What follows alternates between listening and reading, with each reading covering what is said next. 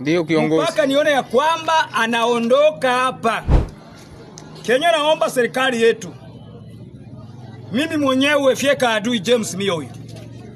Nitamubeba kwa heshima yake kubwa. Na jeshi letu FARDC na wengine wa viongozi wa kizalendo tunamshindikiza, tunamvusha frontier aende Burundi, akamate usafiri aende kwenye alitoka. Gasita M23 Gasita alikamatisha Bukavu, alikamatisha Goma. Ni yeye Sud Kivu yeye ndio anapenda tena ianguke. Na ndio maana wamemleta hapa Uvira. Vision kubalikanize este ya Kongo. Na iomba serikali ya Kinshasa muirijanse kumuondoa swandi za General Gasita. Uvira is on fire. General Olivier Gasita's appointment has triggered deadly protests. The army defends him while the people reject him. So who is this Gasita, and why does his name spark fear in Eastern DRC? Well, this is Bonafide. If you haven't subscribed, kindly subscribe and hit that notification button so that when I release something new on Eastern DRC, you get notified as soon as possible. Well, just about a day ago, hundreds of protesters gathered in Uvira to demand the removal of General Gasita after he was appointed to be the deputy commander of the 33rd Military Region of the DRC's Armed Forces FARDC. The protesters demanded Gasita's removal, accusing him of having collaborated with the M23 during seizure of Bukavu last February. It is important to note that right now, Uvira is under the control of a coalition formed by the FARDC and the Wazalendo militia. The police and the army oversaw the march, which proceeded peacefully until warning shots were fired during the demonstration's dispersal, causing panic. It is important to note that at least 4 deaths were reported as a cause of this particular protest that happened in Uvira. So who is this general who has sparked this kind of outrage in Uvira after he was appointed to be a deputy? General Gasita was recently appointed as a deputy commander of the 33rd Military Region in Uvira, South Kivu, DRC. And he is a Munyamulenge by ethnicity. That means he is a Congolese Tutsi. He has served over 25 years in the FARDC, the Congolese army, and has not served in North or South Kivu until his recent Uvira posting. Now that is very important to note, that the general had not served in North and South Kivu prior to this recent posting that has made him the deputy in Uvira. That is important because he is being accused by many in Uvira as one of the people who orchestrated the takeover of Bukavu. Bukavu is the city of South Kivu. Uvira is the next biggest city after Bukavu. So the people in Uvira and Bukavu are both in South Kivu, and those in Uvira are saying that the general assisted the M23 in one way or another to take over Bukavu.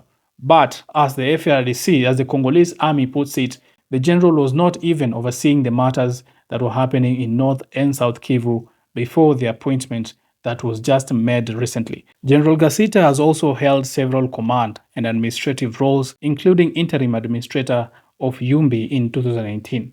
Now, the controversies are that the protesters accuse him of links with the M23 that have not since been proven because there is no direct link that makes the general to be part of what is happening in Eastern DRC as a direct line between him and the M23 so far. The ethnic and political differences in Eastern DRC have widened over the recent past months after the M23 increased its territory, after the M23 has been a bit harsh to the FARDC, and that same energy has also been given from the FARDC to the M23.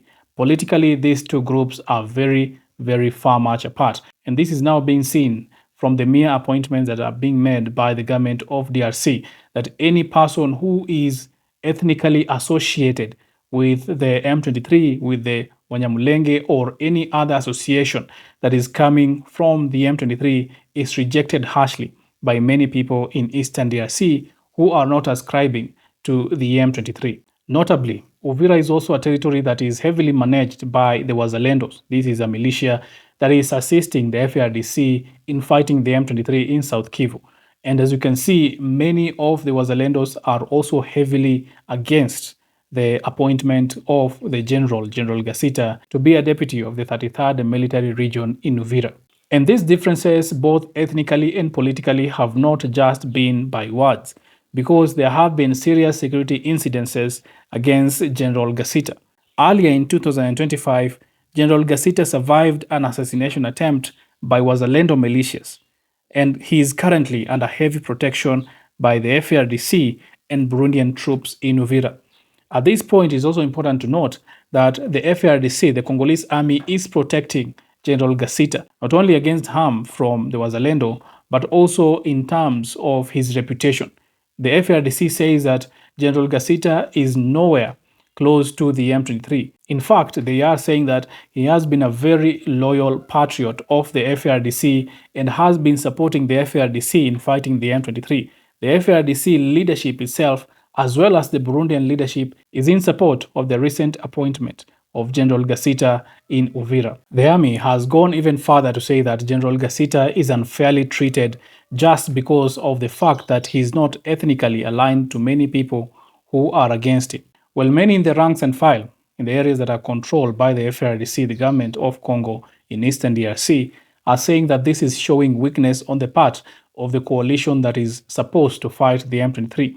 They are saying that it is a cause of deviation from the actual enemy to them, who is the M23, who wants to expand its territory downwards to Uvira.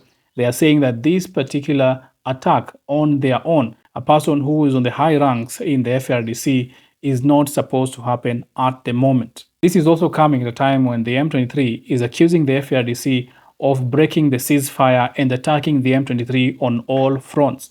The M23 says that it will, of course, defend itself, and they keep on saying that they will eliminate the threat at its source because of the attacks that they are facing from the FARDC and allied militia in different parts of the front lines. Well, I will continue to keep you informed and updated of the latest of what will come out from these protests that have happened in Uvira, as well as the larger eastern DRC, the M23 and the FARDC included. Keep it bona fide.